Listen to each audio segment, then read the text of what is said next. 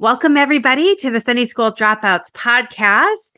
This is Laura, and like we've had for many other episodes, Andrew's not able to join us today. He is sending us his thoughts and prayers from afar. And nevertheless, even in his absence, I'm excited for the interview that we have for you today. As you know, we've been talking a lot about purity culture over the last several episodes. And though we're coming to an end soon with our purity culture episodes, I am so excited for this interview today. When we were kind of planning these episodes out, originally we only had 6 episodes. We were going to do last episodes was going to be our last. But, I got to thinking and I was like, okay, we're talking about people who were socialized, male and female in purity culture. But there's also so much additional impact. And, quite honestly, I know that we could do many, many episodes on purity culture and the way that it uniquely impacts people on a variety of different intersections of your identity. But I kind of wanted to do a broad scope. And then maybe in the future, we will also, kind of pare it down a little bit and get a bit more specific. So we did those socialized male, those socialized female, talking to people who have lived it and who are professionals in that field. And so today I'm excited to have these extra episodes talking specifically about the unique impacts that purity culture has on couples. Because, one of the hugest, kind of points of purity culture, of course, is to get married. And so there's so many people that were in relationships, got married as a part of this system, and are, years later kind of trying to figure out what happened to them, or who are confused that even though they did things the right way, they didn't get the rewards. They didn't get the out of this world sex. They didn't get the perfect marriage that they were promised. And so I'm excited to be able to talk to our guests today, which I'll tell you about in just a moment, as we talk about some of the unique impacts that they see with the clients in their office, where they work with couples or partnerships where at least one of the people is somebody coming out of a conservative, high control, fundamentalist religion or purity culture. So I'm thrilled to be able to have that conversation, which will be coming up shortly. And of course, we know that some or any of the things that we talk about on an episode of Sunday School Dropouts may be a little bit triggering. They may bring up some feelings or emotions or things that might just require more processing. That could be too much to handle right now. So as always, please feel free to skip any part of the episode or the episode in its entirety and come back if and when you are ready. Our goal, of course, is always to help you trust your own bodies and lived experience. So please take what you need and leave what you don't. But before we get into the interview that we have today, we're going to go ahead and have a little bit of a vocabulary lesson. Today, we are going to have a vocabulary lesson to talk a little bit about trauma resolution and trauma recovery, both what they are, as well as the similarities, differences, and how they go together. This is something that I am personally pretty passionate about, as evidenced by the fact that I named my company the Center for Trauma Resolution and Recovery, because I believe both of these parts are so essential to trauma healing. So I want to first talk a little bit about what trauma resolution is, and then we'll talk a little bit about what trauma recovery is, because those terms can get mixed up or used interchangeably. And in my perspective, I use them a little bit differently. With trauma resolution, so you've heard me say before, that trauma is something that cannot be thought away. You can't just say like, oh, that was in the past and I'm fine now. Trauma is something that lives inside of our bodies. And it's when anything that's too much, too fast, too soon kind of overwhelms our ability to cope and come back to a place of safety, that energy can still continue to reside in our bodies and eventually result in things like trauma and or other physical and or mental health disorder or disease. Now, really quick, when I talk about trauma energy, I'm not talking about something that is what we might call like woo-woo. I'm talking about the energy that our body creates, chemicals and hormones that our body creates when threat or overwhelm is detected, whether that's real, perceived, or remembered. So we're thinking things like adrenaline, cortisol, other hormones that our body uses to be able to kind of mobilize and get through or get out of the danger. And so our bodies are created to do that, to keep us safe. And then our bodies need a way to kind of discharge that excess energy, get that extra cortisol energy, adrenaline out of our body. And if you're watching the YouTube version of this, you might see me kind of wiggling my body around. And that's because that's kind of the natural way that our body gets that out of them.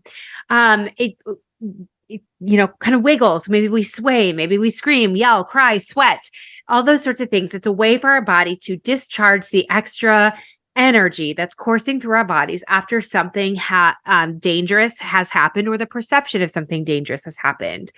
When we don't have the ability to do that, when we don't have the ability to kind of what we call complete that trauma cycle, that energy remains stuck in our bodies. And over time, if it stays stuck in our bodies, that's where we start to see the diagnoses of trauma come into play. And when that happens, regardless of the origin of the trauma, so that means regardless if it's like a car accident or war or sexualized violence or religion or something else, how trauma kind of lives in our body is very, very similar from one person to the next, regardless of the origin of it. Okay. So that means that the way we resolve it is actually similar, independent of where it's originated from. And that kind of is a nice thing, because it means that when we're looking for maybe a therapist or a coach to help us, we don't necessarily need somebody who understands religious trauma. Now, of course, we want somebody who will validate religious trauma as trauma, but we don't necessarily need somebody who has a ton of training in it. We just want somebody who is trained in trauma resolution body-based modalities, who understands how trauma lives in the body, how to resolve that, and can help you do that. So the trauma resolution process then is allowing our body to do what it needed to or should have been able to do, but wasn't able to. And I don't mean that in a shaming way, like, oh, well, you should have just done this. I mean that our body was impeded from being able to do that. So it might be that our body froze because our bodies knew that unless we were frozen, we would not have stayed alive. What it really needed to do was maybe fight back or run away, but was not able to because of how overwhelming the threat was. And so instead we froze. Well, that energy is still there. And so resolving it means we're kind of helping our body discharge the rest of that trauma energy to do what it wanted to do, but couldn't do, and then come back to a place of safety, like would have been ideal back whenever it happened. So that's the trauma resolution process. And like I said, it's a bit more universal, a bit more general in regard to how trauma lives in our body, regardless of where it resulted from. Okay. The trauma recovery process is a bit more specific to where the trauma originated from and the individual experience. Okay. So when we look at trauma recovery, we would look at how have things kind of shaped up in our lives as a result of what we've experienced, and what do we need to shift or change or heal from in order to live a whole and healing life. So this, of course, like I said, is going to be a bit more specific to where the trauma originated from. So an example of that might be if you have somebody who is traumatized from war, a trigger of theirs might be something like car backfire or fireworks or really tight, crowded spaces. And they might notice that when those things are happening, their bodies get really tense or maybe hypervigilant, or they are maybe irritable or unable to see straight. And it's because there's maybe this trigger of this loud noise or crowds where it feels like they can't see quite what is going on. Now, as maybe a survivor of religious trauma, you would look at that and you'd be like, yeah, that doesn't trigger me. And that's okay. And it actually makes a lot of sense. Whereas you might walk into Hobby Lobby and they're playing a worship song and you start having those same experiences. Maybe you're sweaty, you want to run away, you're irritable. Whereas maybe the veteran from war would be like, yeah, that doesn't really trigger me at all. So we see that that's where we start to be a little bit more specific to where the trauma originated from. So what we might work on with a veteran from war is very different than what we might work on with a survivor from religious trauma. So the recovery process is going to be more targeted towards your specific experiences and what you need in order to feel like a whole and healing person, and how we can kind of integrate our past into our present. So for a lot of religious trauma survivors, that's going to look like things having to pertain to boundaries and relationship, developing a sexual ethic, learning how to have self-compassion, learning how to deal with family members who are maybe still inside of those systems. Those are all important in terms of the trauma recovery process, but they are not necessarily part of the trauma resolution process.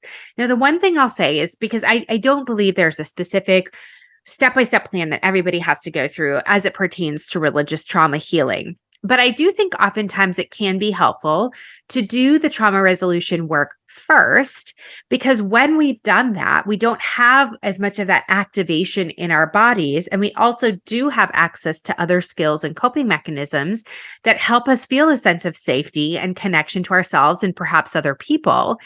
And we can bring that into the trauma recovery process so that when we're dealing with triggers or family members or trying to set boundaries, we're doing it from a place that already has an established sense of safety or connection. And this piece, the trauma recovery piece, is often the piece that ends up being a bit more of that like lifelong healing process. That's not to say that you have to be in therapy for the rest of your life or in the deep, dark depths of despair. No, it just means that we might notice things constantly throughout the remainder of our life that, are impacted as a result of the things that we grew up with. And so we just deal with those things when they come up, and then we carry on, we move on and whatnot. And so that is part of that recovery process. And truly it's the recovering piece, this ongoing nature of healing, from some of the specific things that are keeping us from, living a full, wholehearted healing life. And when we can allow ourselves that permission to just say, yep, this is just something that I notice when it comes up, it actually does allow us the freedom to truly live.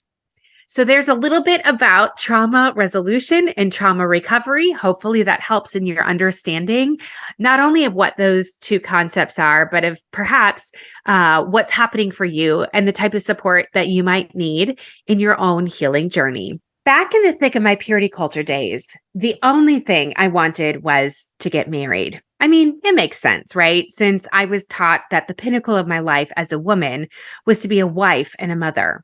Now, this is no shade to wives and mothers, but there was just no other options other than that.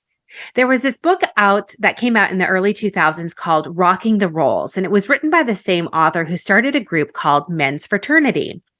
This was a group of men who would get together early in the morning on a weekly basis to connect with each other and encourage each other to live more godly lives. They talked about all sorts of things like, being a godly husband, leading your family, pornography, lust, what it meant to be a man.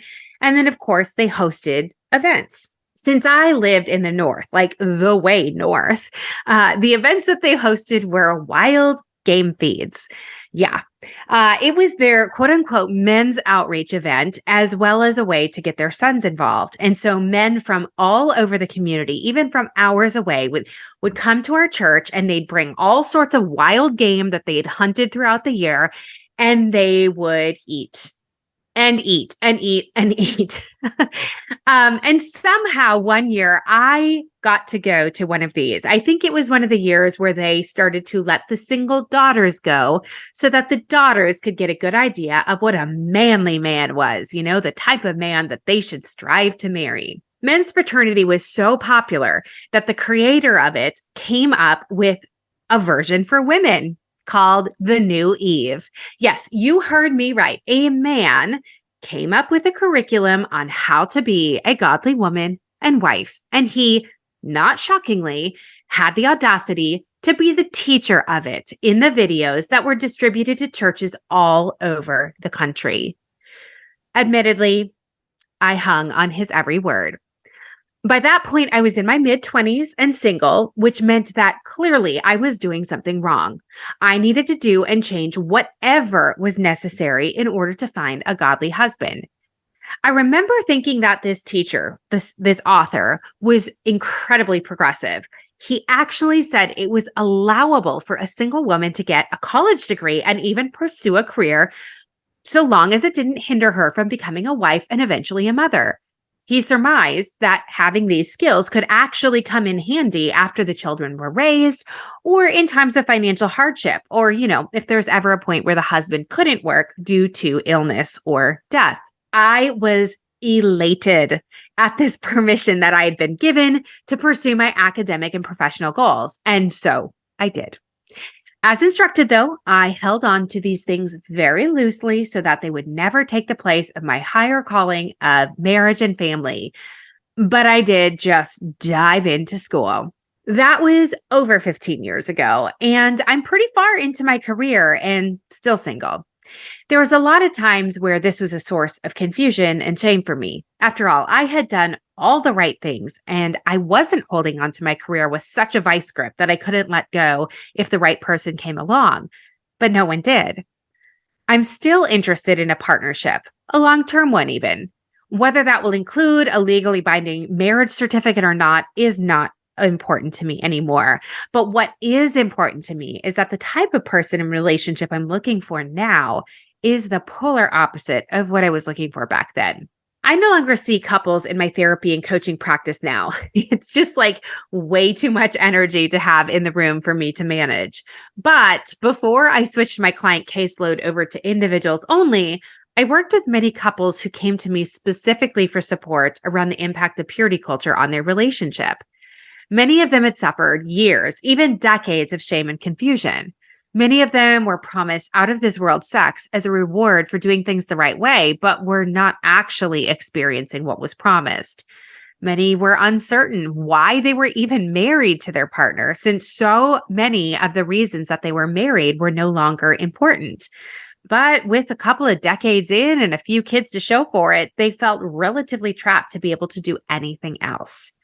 Many couples I worked with felt immense grief over never being able to explore their sexuality or even exploring it prematurely into their deconstruction process, which ended up doing harm to their relationship. The couples I saw struggled to communicate, struggled to renegotiate the roles in their relationship, and struggled to trust one another after what felt like a lifetime of betrayal and hurt from the other person, not out of malice, but out of an attempt to fulfill God-given gender roles. As you know, we've been doing this mini series on purity culture throughout the last few months, and we've taken a look at what purity culture is, how it harms people, the unique impacts on males and females, since purity culture really only supports two genders. And this week, we're going to talk about the impact that purity culture has had on couples. So I am thrilled to be introducing to you Jeremiah and Julia of the Sex Evangelicals podcast, who also happen to be licensed therapists specializing in working with couples who have experienced religious trauma, most notably from purity culture. So officially, Jeremiah Gibson and Julia Postema are licensed psychotherapists and AASECT certified sex therapists who specialize in working with couples and relationships where one or both partners has negatively been impacted by conservative religions and purity culture. Their podcast, Sex Evangelicals, aims to give people, most notably those coming out of fundamentalist Christianity and other high control religions, the sex education they wish they had, but never received. I am thrilled for this conversation today, so let's bring them in. Julia and Jeremiah, welcome to the Sunday School Dropouts podcast. Hello, Julia and Jeremiah. How are you? Good. Happy Friday, Laura. Yes, happy Friday. Yes, we are made it. excited to be here. Yes. So thank you. Yes, it's so wonderful to have you. I'm excited because we, of course, have connected. Well, by the time this airs, well over a year ago, we would have connected. So that's exciting. And we've done some collaborative work together. And so I'm excited to talk to you today about couples, purity culture, and all the things that go with that. So I'm wondering if you would mind, and I know you each have your own individual background. So if you would briefly share, just kind of your own background of religion, purity culture, kind of how that impacted your own relationships, and maybe even or maybe the next question then for both of you is, how did it lead you to this? Like, how did you start working here? So go with that. Go wherever you'd like with that.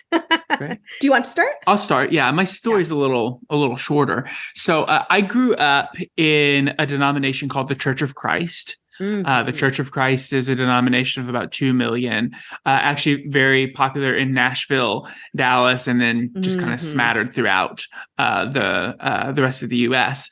So the Church of Christ's big thing is not so much about sex. I actually didn't learn very much about sex and sexuality.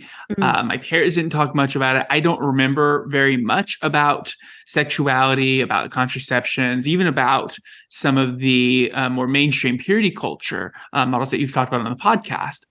We did have a hell of a lot to say, though, about gender.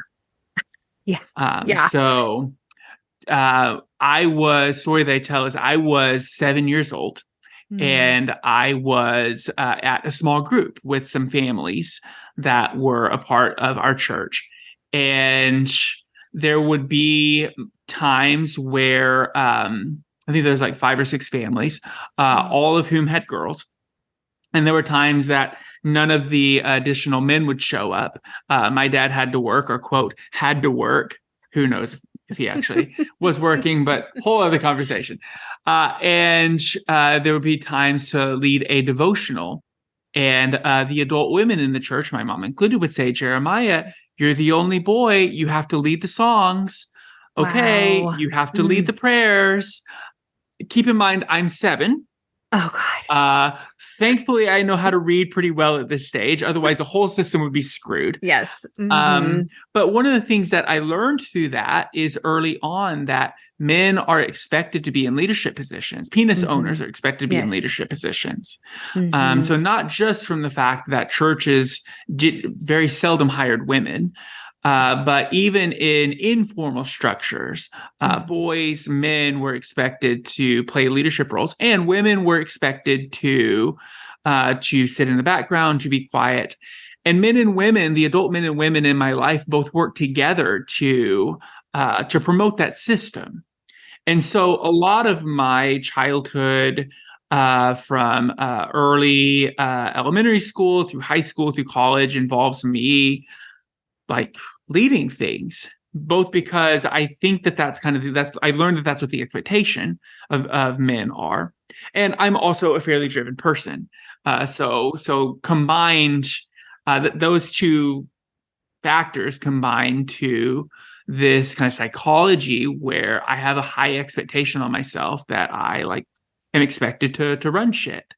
And I think I'm a pretty good leader. I'm a really good worker bee. And relationally speaking, one of the challenges then has been about how to collaborate, and how to solve problems with other people, which I know you asked me to pause when we get to our story. So sure. Yeah. That kind of brings us up to where we're at right now. And I'll talk about my former marriage later in the podcast. Yeah, absolutely. Married in a relationship for 15 years. Gotcha. Yeah. So the purity culture way. The purity culture way. That's right. Love it. All right, Julia, tell us a little bit about yourself. I grew up in a fundamentalist Baptist community, and the 3 structures that grounded my life were my Baptist church, my Christian school, and my Christian camp. My community was tiny, super insular, and purity culture defined my entire childhood. And I don't exaggerate when I say that, as I'm sure many people can understand directly. Yeah. So following the rules of purity culture was very important to me because I learned that my womanhood and my worth as a girl and woman depended on purity, which of course was about sexuality, but was also about every other part of a person's being, including modesty, interactions with other peers, performance academically or socially. So I began my process outside of fundamentalism in college. that being said, the messages around purity culture ran way deeper than I ever realized. So when I graduated college and I was attending open and affirming churches and doing advocacy around queer rights, I had this idea that I had healed sexually. But I still got married quite young at 22. And the unspoken truth was that I got married to have shame-free sex. Yes, always. Yeah. Always. Yeah. And that was a massive disillusionment because when I got married and I participated in the honeymoon sex that was supposed to be this blissful, magical experience, I was actually devastated. I cried every single day on my honeymoon. And what followed was a reckoning over multiple years that the dictates of purity culture had set me up to fail as a partner and as a sexual person. So this structure in my life was incredibly damaging. Yeah. Yeah, absolutely. I feel like there's like that, what you guys just talked about is like several more conversations that we could have just about like that setting up for failure. Right. I have tried so hard people will say like, is there anything redeeming about purity culture? And I'm like, I don't know that there is. Not as it is taught and as it's set up. Now, I'm sure people could find things that if they could change them a bunch, maybe we could find like a sliver of like, this is okay, but not as it is. It just sets us up for so much failure. And heartbreak. Oh my gosh. Yeah. Constant. Yeah. Heartbreak from yourself, from other people, and even from God, feeling heartbroken there too. Yeah. So what is it that got you to the point today where you're now working with other people coming out of this system and dealing with the long-term impacts of like real life in their current relationships? Part of what you were talking about is like, Julia, you and I both have lived experience with this. So I had in my 20s, I worked at churches as a music minister. And then I also studied to become a therapist. I had wanted to be a couples therapist for quite some time. Long story short, I was my parents' couples therapist. So go figure. It ends up a lot of us in the couples therapy field played a similar role. But again, that's a whole other podcast episode. So as I am learning about couples therapy, as I'm learning about systems therapy, that begins to then become my the beginning parts of my deconstruction process. That helps me chip away at some of the messages, the idea that everything is interconnected. Learning about how systems of power stay in power. Learning about how change works, and learning that's very different from what kind of the legalistic Christian communities teach about how the world works. So there's this internal deconstruction that's happening. And while that's happening, I'm also employed by churches. And I'm also in a relationship with someone who is very invested in music ministry with me. So we moved to Boston. My ex-wife and I moved to Boston. We end up getting involved in another church. I end up doing worship leading. She gets employed by the church as well. And around 2015, 2016, somewhere in there, my boss says, "Hey, Jeremiah, I know you're interested in being a couples therapist. I am teaching a program in sex therapy. I'd really like for you to be one of the students. I will subsidize your payments." I'm like, great. See you there. Nice. Fantastic. Yeah. So I had no idea what I'm getting into, of course. I began taking classes in sex therapy, and it begins to change my world. I learned what consent is. I realized that the sexual experiences that my ex-wife and I are having, like, there's no conversation, because when there is conversation that attempts to happen, there's a panic attack. Although I didn't, of course, have that language at the time. So that relationship begins to deteriorate quite quickly. in conjunction with my sex therapy education. And along that time, 2018, I ended up getting fired from the church. So I didn't leave. I got kicked out. Yeah. And I, not too long after that, my marriage ended, which we can talk about a little bit later. But in the midst of all of that, around that time, Julia, that's when I met you. You and I have a lot in common. You're a sex therapist. I'm a certified sex therapist. You're a certified sex therapist. We both have interests and experiences in working with evangelical Christianity. And so the more, Julia, that we talked, we moved into a dating relationship. And Sex Evangelicals was birthed about 18 months, 2 years ago. And that's more from a hobby podcast into now a really important professional venture for both of us. Yeah. Where we both hope, where I hope, I know that this is your vision too, to work with couples who are navigating these really, really hard processes that we'll spend the next 45 minutes or so talking with you about. Yeah. Julia, what got you into therapy in general, like as a profession? Well, I actually wonder how much evangelicalism might have influenced that, particularly learning that as a woman, being a helper, or in my background, being a helpmate to men was an important part of gender formation. I imagine that becoming a therapist was part nurture, part nature.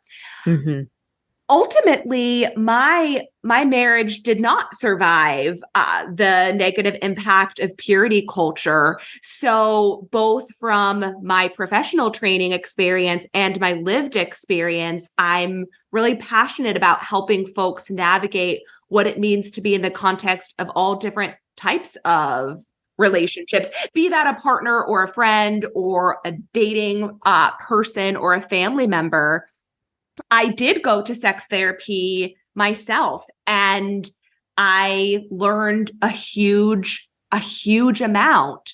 Ultimately, though, my partner and I realized that without the foundation of a specific version of Christianity, we didn't have a foundation together. So I was rebuilding not just my sexuality and my sense of self as a woman, but I was rebuilding what the purpose of my entire life was. Yeah. That makes a lot of sense. That is something, and I know we'll get into this as we talk about this more, but I don't see couples anymore, but I used to. And when I would work with the religious trauma pieces of it, it was often exactly what you're saying, of going, the things that brought us together, the reasons that we got married in the first place no longer hold that same value. So why are we together? Yeah. And that's a really difficult question to grapple with, because I mean, it's not that you don't like this person, but you're like, yeah, I probably wouldn't have chosen to marry you in any other context. And that's really difficult. Right. Especially so young, because one of the many rules of purity culture is that you date for your spouse. And so from the very beginning with my ex-husband, we were assessing from the first date whether or not this was going to be a God-formed union. And we didn't have the opportunity to allow a healthy relationship to develop. This relates to one of your questions later, but I was married before the bonding period of a healthy relationship was over. And at 22, my brain wasn't even fully developed. So the same systems that set me up to fail were then the same systems that shamed me for committing this grave sin of divorce. And it is a grave sin within those cultures. Of course. And you're talking, Julia, about the bonding period. I had a different experience with my ex-wife. We started dating when we were 19, and we did whatever we could to push back against the ring by spring culture in our Christian college. So we're like, God damn it, we are going, although we didn't say God damn it then. Gosh darn it. Gosh darn it, dag nabbit. We are not going to be a statistic. So we waited until we were the ripe age of 24.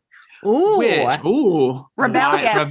Yeah. scandalous. But what that did, Laura, was a lot of our bonding experiences centered around this dynamic around sexuality, where we would have the sexual experience, but we were also good Christian people. So we wanted to, we both, to some degree, I think her more than me, bought into this idea that we're successful people if we are virgins, meaning like if we haven't had sexual intercourse. Yes. So we would figure out like the whole slippery slope thing.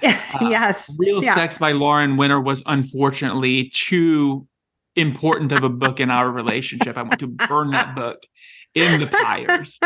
But what would happen would be we would have some sort of a sexual experience. We would both orgasm, and then she would have she would start shaking. She would start crying. She would start apologizing. 20, 21-year-old Jeremiah had no clue what was going on. Of course. I later learned that she was having a panic attack. And like this went on for 4 years. Like this was our bonding experience, and these were ruptures to our bonding experience. Of course. Yes, of course. And laid the foundation for a lot of really negative interactions later on in our relationship. So. Yeah. It really does set the relationship in a very specific pattern that can be very, very difficult to get out of, even if you have both people who are like, yeah, we do want to work together towards a future, or we are deconstructing together. There is so much unnecessary rupture that has happened that it sometimes can become impossible to try and repair it, repair it well. Especially when that rupture is early. Yes, exactly. Yeah. So I know this isn't exactly, you guys have talked or used the word bonding. And I wonder if you could just describe that a little bit when we talk about the bonding period and how purity culture kind of usurps that and takes over it, what that is, and maybe even how you see it in the couples or clients that you work with. I think that would be really important for people to understand. Yeah. Do you want to describe it, and then I can give some examples? Absolutely. Yeah. So Julia and I both use a model of couples therapy called the developmental model of couples therapy. So I'm trained in it. I've done some work with Ellen Bader, who's the founder of it. And the idea of the developmental model is a couple relationship has a similar relationship trajectory as a human. And the first stage of a relationship is bonding. Ideally, that's about 2.5 years.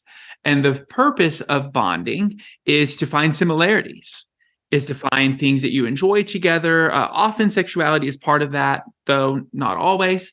And to figure out ways that two people can like unify and develop kind of a shared purpose, sense of meaning for the relationship.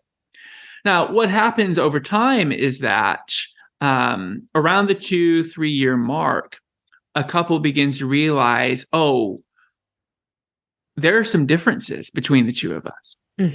And that becomes, and that kind of pursuit of differentiation, meaning two people being able to celebrate, acknowledge the differences within two people in a relationship, while also figuring out how to come together and figure out how to solve problems together. Like, that's a really hard process for almost every couple. Yes. When you throw purity culture into that, and when you throw some of the mandates of marriage, especially the encouragement of enmeshment, the idea that the two shall become one, that makes not just the bonding process, but also the next stage, differentiation, extremely, extremely difficult. And that's where a lot of problems in the couples therapy work that we do. That's where we see a lot of problems happening is the challenges of making that transition out of bonding, which essentially becomes enmeshment and fusion, into the differentiation and the celebration of two individual people in a relationship. Yeah. And part of the bonding experience is play and pleasure and fun. However, when purity culture strips the play and the pleasure and fun for a whole variety of reasons, then that interrupts the bonding experience as well. Right. That would be one thing that I hear from couples quite a bit. They never learned how to play, perhaps as an individual, but they didn't learn how to play as a couple. Right. And like Jeremiah was saying, when a couple within purity culture perhaps does bond on some level, that bonding becomes such a priority that when they do inevitably get to the point of needing to negotiate differences, which is a healthy stage of the relationship, that can be destabilizing, because what I learned is that we become one. We are one flesh. Right. My premarital class was literally called Becoming One. And when my partner and ex-husband and I, got to that stage in our relationship, it was terrifying to me, because I learned that the best way to be in a healthy marriage was to avoid conflict and to always agree. And as these differences in worldview and interest and sexuality were developing, we had no knowledge that this was an okay and a healthy thing. And then two, we had no skills or tools to negotiate those kinds of differences. Yeah, it does strike me that, I think about so many of my friends that got married under that fast purity culture, which is almost always under a year, right? It's like you meet, you get engaged and married all under a year. 6 months is actually probably more realistic, and just relationally wise, it's like you are 100% in that honeymoon period, but it's also a very impaired honeymoon period. That's right. Because that's right. It's all about getting to this goal. And once we get there, then we can explore all these other things. But then you literally get to your wedding night. And for some people, it's the first time that they have ever been alone together. And you are meeting this person and going, oh no, I don't actually know if I like them, Yeah. I've heard too many stories like that, unfortunately. Impaired honeymoon is such a good way to describe it, because the honeymoon period becomes hijacked by the urgency of marriage and the urgency of sexuality, which in so many communities is the unspoken rule. We're not saying that we're getting married to have sex. Right. Probably we would even say that's a bad idea. But the reality is that people get married to have sex. That's right. And sex being vaginally penetrative intercourse. Right. Yes. Yeah. It is interesting. We don't say it, but it is 100% why we do it. Right. Yeah, totally. Absolutely. Yeah. And the church then also sets up this double bind for folks in encouraging folks to get married, and also putting moralistic and eschatological implications on divorce. Yes. So once you're in it and you get married at 6 months into it, a year into it, before you have the natural space to see and experience some of the differences. Once you get married, according to the evangelical church, you're stuck. Yes, this is it. Yeah, this is it. I know. I think back to when I was, 19, 20, just pining to get married. And now I'm just oh my gosh, I would not choose who I would have chosen back then is not even close to who I would choose now. But moreover, I'm not who I was, so it's That's right. It's just, they're catching you at this place of going, your brain isn't even fully formed. You are not, in an adult brain yet. And yet you are supposed to make these choices that impact your life and eternity, essentially. Right. Yeah. And teenagers and young adults are incredibly impressionable. Exactly. Yes. I was just having a conversation. I don't know why this has come up so many times, but I was actually looking at some research for a book proposal that I'm putting together. And the research was actually talking about how religious groups actually target adolescents, so 15 to 25, exactly, because their brain isn't formed. Exactly. So they know, if I can get you you're going to be, your ego is at its height, right? So it's like, this is the right way to do it. And then, it gets ingrained in your brain and body, and you are then set up to continue those messages, those patterns. It makes so much sense. And you know who else does this? Militaries do this. The Lord's Resistance Army in like Uganda. Joseph Kony's group, right? Yeah. Like this is the way that he inducted a people. Like there's a whole host of military organizations, cults, other types of groups that use a similar strategy, Laura. Yeah, absolutely. I mean, and that's why like the True Love Waits campaign was geared at high school and college students. Yeah. Absolutely. This is that's a whole, let's need to put this on our list of conversations to be had. We can go further into them. So I'm curious to know then, as you're, in your work with clients, what are, we talked about the bonding piece, but as you are thinking through the things that you see popping up in your office, whether it's one or both people, or maybe multiple people, if it's more of a polyamorous relationship, what are some of the things that you're seeing in your clients as a result of purity culture? Yeah. And thinking broad strokes, and then we can get more specific. One of the biggest ones is deconstructing at a different rate. Right. And deconstruction is such a catch-all term currently, so sometimes I hesitate to even use it. But what I mean by that is maybe one partner is questioning, we've always done sex this way. What if we chose to do it differently? Or one person is saying, oh, wow, these messages really effed our relationship. And that other partner is still pretty convinced that what they learned was the quote unquote correct way. So I would say deconstructing at different rates would probably be one of the primary ones.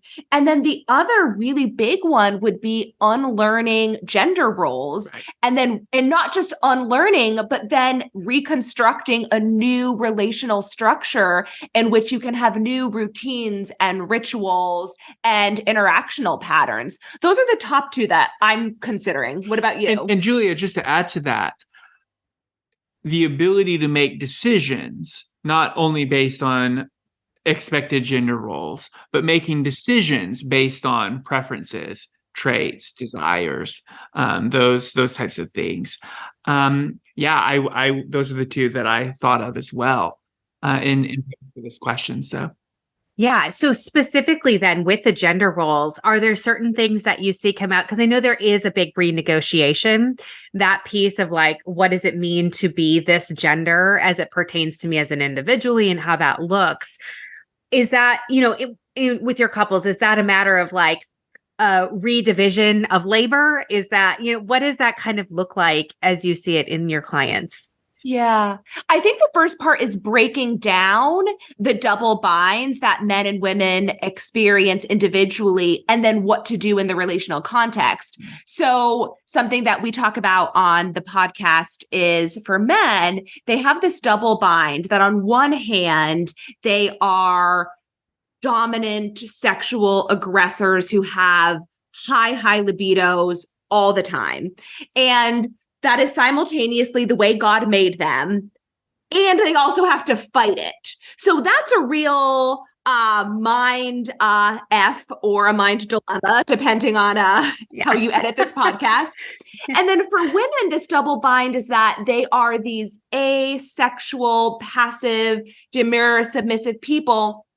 And as soon as they get married, as soon as they get into that honeymoon suite, they are expected to be these sexual goddesses. And that's also a massive dilemma. So people are contending with that on an individual level. And then in terms of the couple relationship, you have to negotiate, okay, what does it mean for me to embody this gender? And then how do we want that to look in our life? So for example, for a long time, as someone who has a fairly high sexual interest with my ex-husband, I never initiated anything sexual. I remember dating and I would just sit on the couch next to him and want to make out. That's all I wanted to do is make out. But I held that in Shut it because down. I knew that lock it down. they're the ones who initiate these sexual experiences. We interviewed a couple recently on our podcast, and some of the work that they've had to do is, the female partner in their relationship has a higher sexual interest. The male partner has a different sexual interest. So then you negotiate these differences together. Hopefully you can even celebrate some of those differences and co-create what you want versus performing gendered expectations. Yeah. And I think that one of the hard things that comes with that is if you make decisions based off of gender roles, you have a culturally defined script by which you follow. And in some ways, that's actually easier. Mm-hmm. It's easier to go along with the script, even if, as we were talking about with the couple that you mentioned, Julie, even if going along with the script means that you are acting against other things like preferences or personality traits. When we move out of gender roles, what we're doing is we're expanding options. We're giving people more diversity, more variance, a menu of options. We use the metaphor of a sexual menu by which to make decisions, which from a couples therapist perspective is like, oh, it's great. We're giving people more options. We're getting people out of thinking about things like through one lens. But on the other end of the couch, that can be really overwhelming for folks to know that, oh, I have a bunch of options now. And then you move into a space of decision paralysis. Right. Because then if this were me with my ex-husband, obviously I was never going to initiate the making out. But if I had that permission, then I would have to assess, how do I want to initiate? Right. How do I contend with the vulnerability of initiating? Because I might initiate a sexual experience and that person might not be interested, which is fine. Right. So the more options are simultaneously really freeing, but overwhelming. So we've got to pace it, clinically speaking, at an appropriate level. Yeah. Yeah, I know it's funny to think about it this way, but I think I even said this in the book. Like, there were times where I really missed my like rigid sexual boundaries of like yes or no, right? Because it was so crystal clear, which made it very easy to just be like, I don't do that, right? So I don't have to like grapple with the vulnerability or the decisions or the uncertainty. So to take that away and to have to actually think through, and what is it that I want? What feels safe? How would I want to do things, say things, whatever? It's so much more complicated. Back to your point of like, sometimes it is easier to just follow the script. And especially when we've been taught what to think, not how to think, even in this area, it becomes it's such a negotiation that requires so much energy and effort. Yeah. I'm curious because I know I don't think I put this on the list of questions, but I know within like sex therapy, I'm assuming you guys probably deal with like sexual pain, sexual dysfunction with clients to an extent. Do you see that popping up within couples? Okay, because I do too, but I'm curious to hear kind of what your take on that is. Yeah, and I have my personal experience with that as well. I've completed pelvic floor physical therapy because intercourse was not something that my body could access. And I truly believe that the root of that was messaging around my body, messaging around sexuality. And if I wasn't putting a tampon in my vagina, there's no way in hell I am going to accommodate a sexual experience with someone or something else. The tricky part is when I got pelvic floor physical therapy, I thought, okay, great. I've done this, and now sex is going to be great for me. This was in my marriage with my ex-husband. And what happened is that, yes, my body could accommodate a penis if we chose to have intercourse. I still hated sex. I still didn't experience the desire that I wanted and expected from my ex-husband. I still had no idea how to initiate sex. I still had no idea the kind of sex that I wanted. And so from what you're describing, the work around relational health is so important because that pelvic floor physical therapy is essential, and God bless all the pelvic floor physical therapists. I adore them. And that's just one piece in the puzzle of sexual healing with couples. Yeah, I know there's research that has started to happen, and I'm so glad it's affirming a lot of the anecdotal research that we're seeing just with so many women in particular, but men too. And I'm talking in binaries because of course in purity culture, that's all we have available to us. But this idea, like, there's so many women that I've talked to that have said my body is responding very similarly to a sexual assault victim. And I know I experienced that too. Even non typical sexual experiences. So like a massage or something like that. Right. I now know the way my body responded to that lived experience. I felt the same way when I actually experienced sexual assault. My body was experiencing it as the same thing because of the messages that we were taught, and no other reason, because I didn't have any experience before that. It is just wild to me how many clients or, people coming out of purity culture experience this type of, harm and lived experience, long-term impacts. And then you think about the impact of that on the relationship. Exactly. Yes. So yeah. So as I described a bit earlier, like there's the observer of the other partner, who is watching their loved one go through some variety of pain, some variety of panic attack. So there's kind of this version of vicarious trauma that happens on an individual level. Mm-hmm. And then what so often happens on a communication level regarding trauma is that it doesn't get talked about. Yeah. Out of the name of trying to protect the person who's experiencing the traumatic experiences, out of like lack of vocabulary. Like there's a whole version of reasons why acute symptomology of trauma shuts down conversation, encourages people to move into secrecy. So it becomes hard on multiple levels, on an individual level and also the relational level as well. Yeah. I've never shared this, I think, publicly, but I think it's relevant and I feel comfortable in this setting.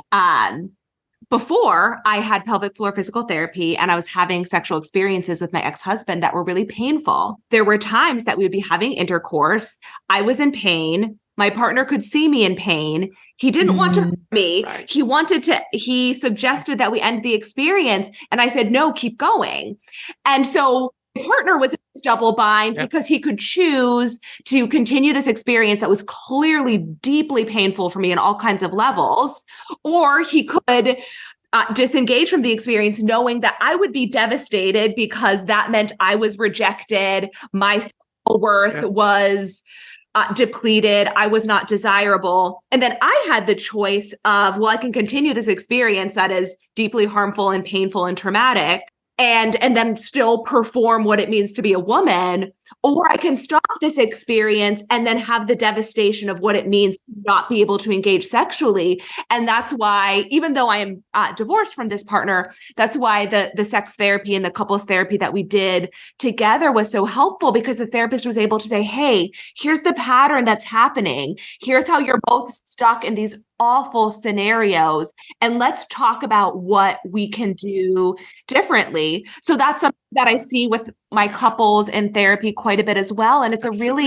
it's such a heartbreaking experience for all people. Yeah, I can resonate with that. Yeah, on a very deep personal level. And I think too, then we add the message in, so many women were taught, like, if you don't have sex with your husband, then of course they're going to become addicted to pornography or they're going to cheat on you. And so then, if if one of those two things are inevitably going to happen, if I don't have sex with them, then my pain feels minuscule as compared to the heartache and heartbreak. And there is nobody who's winning in that situation. Right. And it really does so much to destroy the trust in a relationship. Right. Right. And then also reinforces this idea, not only that the quote unquote porn addiction or infidelity is inevitable, but that your worth is in being sexually desirable. And that's it.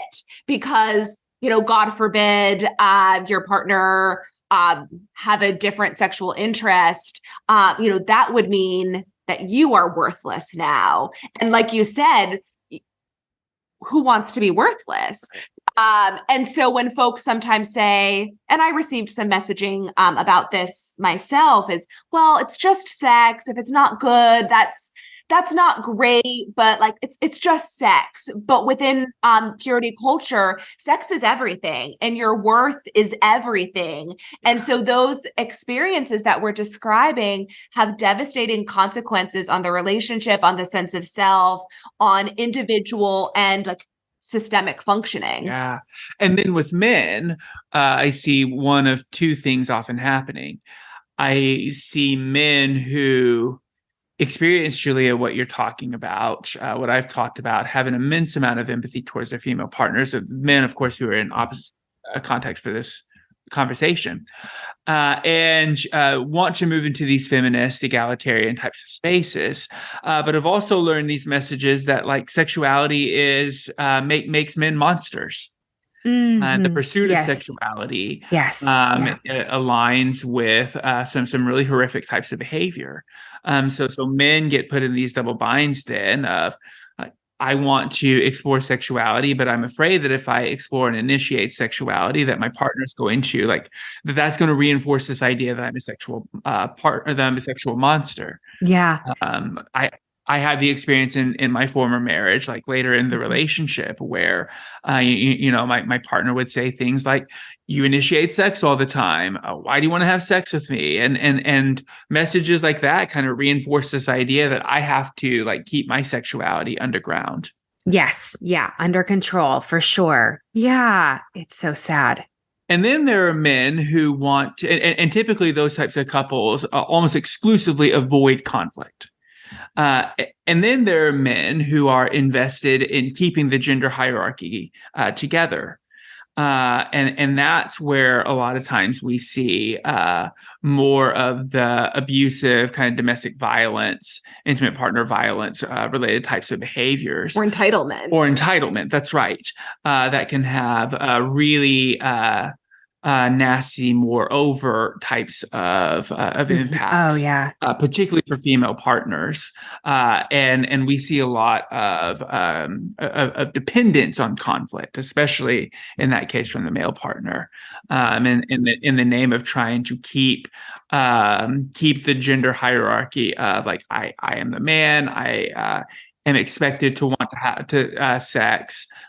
Sex is about having a positive sexual experience, is a marker of relational success. Yes, it touches so many different areas.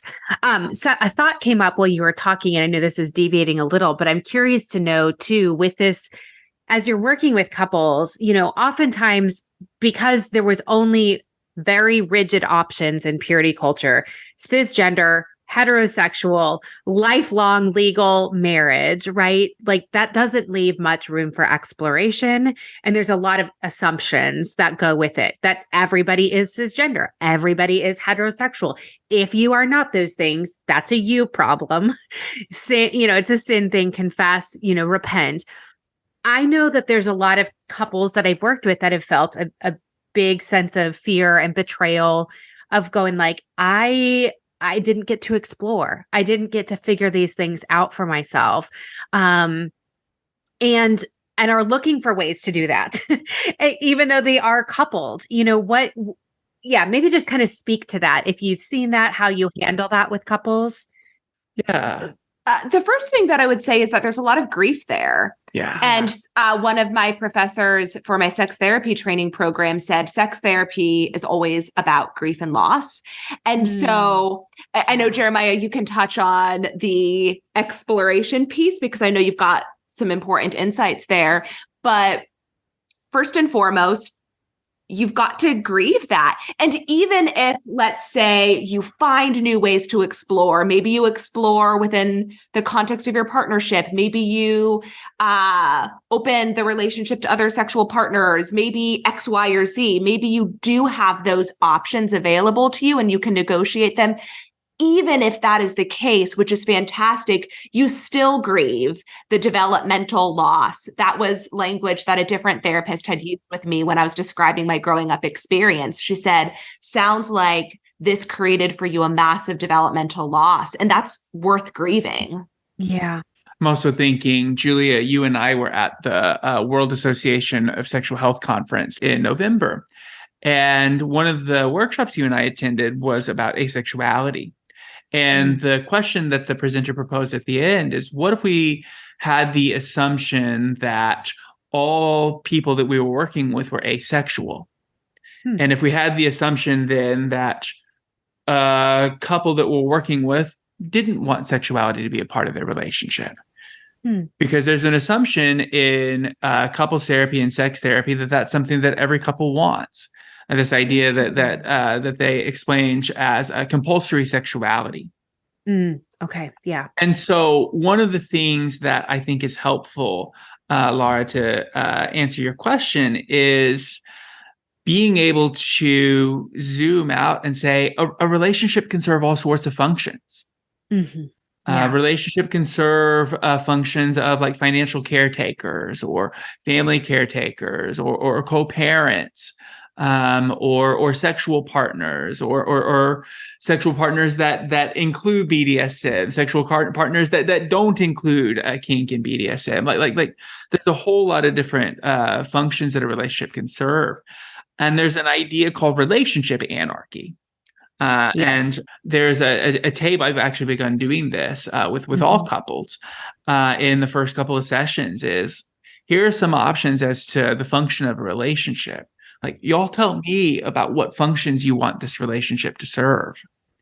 And that opens people's eyes to realize, oh, like there are a lot of things that we can really prioritize this relationship on. And maybe we choose to prioritize a relationship on like 16 different things. Yeah. Maybe we choose to prioritize a relationship on 2 or 3 things. And obviously that comes over time. The practice of that comes over time. And obviously comes with a lot of like grief, a lot of loss, Julia, to get to what you're saying. But I think giving people the option of recognizing that our relationship can really be whatever we want it to be. Yeah, that's huge. There's freedom with that. There's a ton of grief and loss that comes with that. But I think that an important step that often gets overlooked is answering the question, not just what do you want this relationship to be, like carte blanche, open-ended question, good luck, but here are some options about what your relationship, about what could hold your relationship together. Sure. You get to choose what that is. Let's talk about that. Well, so to answer your question around the developmental loss, what I'm hearing from you, Jeremiah, is that taking the pressure off of sexuality as the primary function, you can then decide how much, if at all, sexuality is a part of the relationship. And then you can decide to what extent exploration occurs in or outside, which is, of course, way easier to explain than to actually practice. So we can grieve and then we can do the work of exploring options. That's right. Yeah, I think that can be such a mind-blowing concept for clients coming out of high control religious spaces, because there has been such a prescriptive, kind of idea of this is what a marriage is supposed to be like, a long-term relationship. And you are dependent on this one person for these 9,000 different things. Right. And they're dependent on you for that as well, which is just like untenable, and just impossible. But yeah, I've been walking with clients more on the individual side of it as they're going through some of the relationship anarchy stuff in their relationships. And I think their minds have been blown in terms of just the options available, like doing things where it's like, hey, we share children together. We are not sexually compatible, nor have we ever been. But we do know how to co-parent really well, or we really prioritize having a really calm, stable relationship for our children. And so I think opening the door to that and to say, like, there are actually no parameters on what your relationship has to look like is such a brand new idea and can be really freeing. And actually, I think personally allows you to honor everybody in a very different way, because it doesn't mean you have to vilify them in order to like not be in that type of relationship with them. You're like, no, we're just not that. And it also allows you to honor yourself too, because let's say that you decide that you want to focus a relationship on parenting, on co-parenting, and on sexuality. Well, now you kind of say, okay, these are two important parts. Now we can talk about how do we want to transition from one role into another role? Yes. How do we want to create spaces and routines that allow us to move out of the parenting relationship and into a sexual relationship? And to be really intentional about creating some structures, creating some context that allow folks to do that. So. Yeah. And Julia, I agree with your point too about the grief piece. You know, one of the things Andrew, who's the other co-host, and I talk about a lot is like trauma work is often just, it's a lot of grief work. It really is. And grieving that even if we can shift this relationship into something else, it doesn't take away the grief of what we've lost, we've maybe unintentionally done to one another that's been harmful, hurtful. And the time and energy and effort it'll take to repair that, or if it can be repaired. I think the grieving piece is huge, and it's almost constant. I feel like as a therapist, I'm with myself and with my clients, like, yep, okay, we're back at grief again, you know? Yeah, I get that. So any other kind of areas of difficulty or things in regard to communication, sex therapy that you're seeing with couples that you want to speak to, or anything else that you feel like we should be knowing about this? Yeah. I want to talk briefly about also what happens when you are not given a sense of a vocabulary or a decision-making process for how to decide what it is that you want, that you desire. That can be really, really challenging to develop midway through a relationship. Yes. And so, you know, one of our jobs, Julia, you and I, as couples therapists, is helping people build that midway through a relationship to create some of those processes. And there's a lot of trial and error. And so one of the big things that is important during this process is developing a huge amount of grace for and benefit of the doubt for the other person and for yourself as well. As you experiment, as you try new things, as you use new language to explore things. That's absolutely huge. Yeah. So what are some of your go-to resources? I'm curious, when you're working with clients and they're saying, I need a book, or I need a recommendation, or what kind of therapy should I be looking for? What would you say? We just were on a different podcast today, and we referenced you. Oh, thank you. So I think that you are doing fantastic work. That's a hard question. Did you want to start? Yeah. I would say in terms of models, again, I'm trained in this, so an advocate for this, the developmental model of couples therapy. Anyone who is trained in that, I think, has the skill set, has the resources to help couples navigate the really challenging processes that come with reconstruction. More so than a lot of other couples therapy models. So I would encourage that. I mean, there's a lot of really good resources out there about sexuality. We pretty consistently refer to Emily Nagoski's "Come as You Are." So good. Yeah. Yeah. And she has a new book coming out in the spring called Come Together. Excited to read that. Yeah. Very excited. Other basic things, Julia, that you'd add?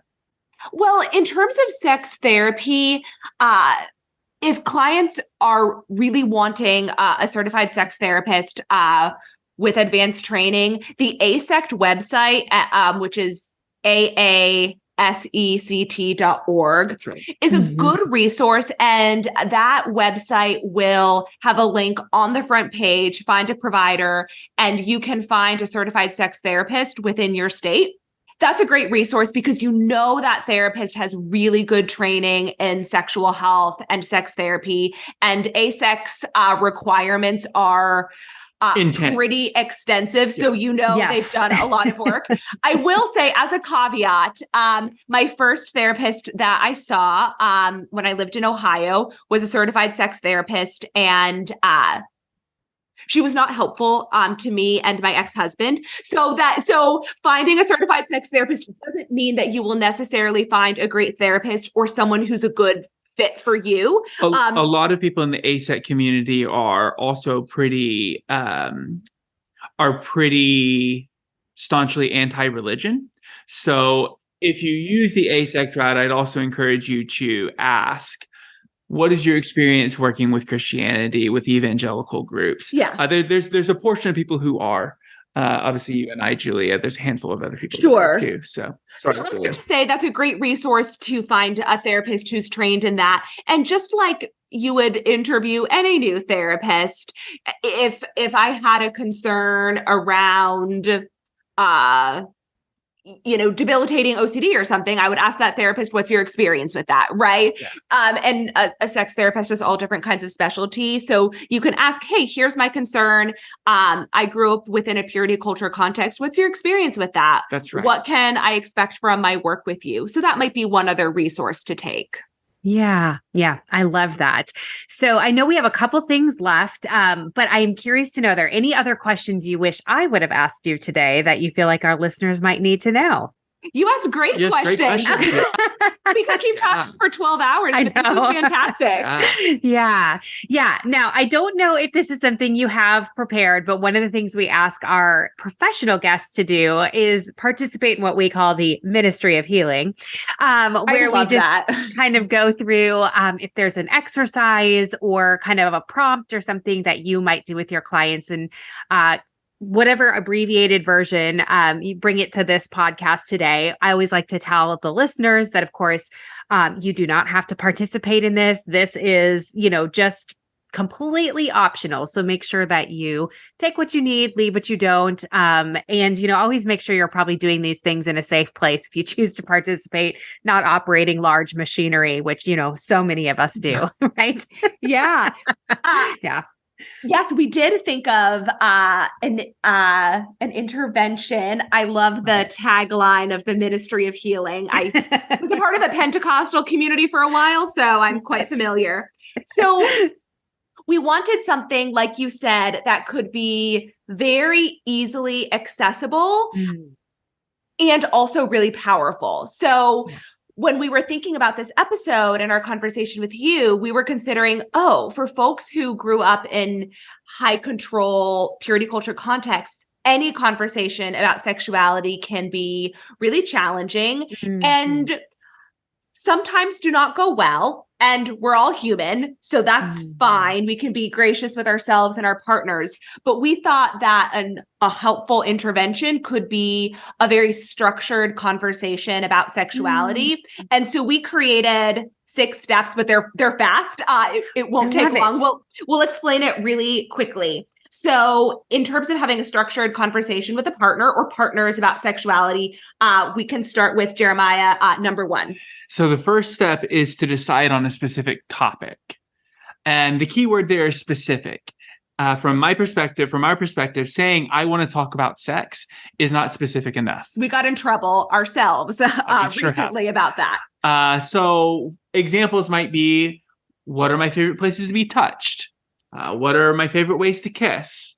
What are my preferences around initiation? What's the specific impact of a particular element of purity culture messaging? So So starting with a specific topic is the first thing. And then number 2 would be an agenda, and it does not need to be rigid like at an office conference, but you want to, with your partner or conversational partner, to decide what's the purpose of this conversation. And that might be simply just understanding each other better, maybe resolving a recent conflict or making a decision. So be clear about what the purpose of the conversation is. The third thing is being able to choose a time and a location that will set you up for success. So Julia and I are big hikers. We will take 4, 5, 6 hour hikes that have a very clear beginning and end. And we will name, hey, here's the 1 or 2 topics that we want to talk about during this time. So hiking is our thing. There may be other spaces, other routines that could be helpful, going to a favorite coffee shop, traveling from point A to point B, but finding some sort of a space, preferably out of the house if you can, that has a specific start time and a specific end time. So that's essentially number 4, which is set a timer. So based on the topic, based on the level of vulnerability, and based on your experience having these conversations, it might be half an hour or even 15 minutes. It could be longer depending on the couple and the situation, but be really clear with yourself and your partner about what the time frame is. The 5th thing is to stay on topic. What I encourage people to do is, once they've decided what the topic is, to have both people carry on a note card to write, or a sticky note to write down 6, 7, 8 words about what the topic is. That way they can refer to that as a way to pull them back into, right, we got in this rabbit hole, but here's really what we're trying to accomplish here. And then the last thing would be aftercare. And not all of these conversations are super difficult or lead to tears, but they can be hard. Or even if they're not hard and vulnerable, they are at least big topics. Often they are vulnerable. So the aftercare is just any way you want to come back together with your partner. And that could be a game that you enjoy. That could be cooking a meal together, going out to eat, watching a comfort TV show, cuddling, whatever it is. But to make sure you've got something planned that can be simply about nurturing the relationship, and you put that topic, whether or not you met the agenda, aside and just reconnect. I love that. And for listeners, I am writing all of this down. I will include it in the show notes because I was like, oh, this is really good. That's so helpful. And it feels very doable. You know, I think that's what's so important about all of that. Yeah. Thank you for that. I'm excited to hear. I'm excited to hear feedback from listeners if they're trying this. Make sure you leave this in our comments on social media or DM us. Let us know. We'll pass the message on. So for the both of you, I'm curious, are you taking clients? Where can people find you? If they want to listen to your podcast, give us the lowdown if they want to connect more with you. Yeah. So our podcast, Sex Evangelicals, the sex education the church didn't want you to have, is on Apple Podcasts, Spotify, or wherever you get your podcasts. You can find out more about us as well, www.sexevangelicals.com. We're in the process of moving into a coaching space. By the time that this is released, I'm not entirely sure where we will be on that, but that is definitely a 2024 project of ours.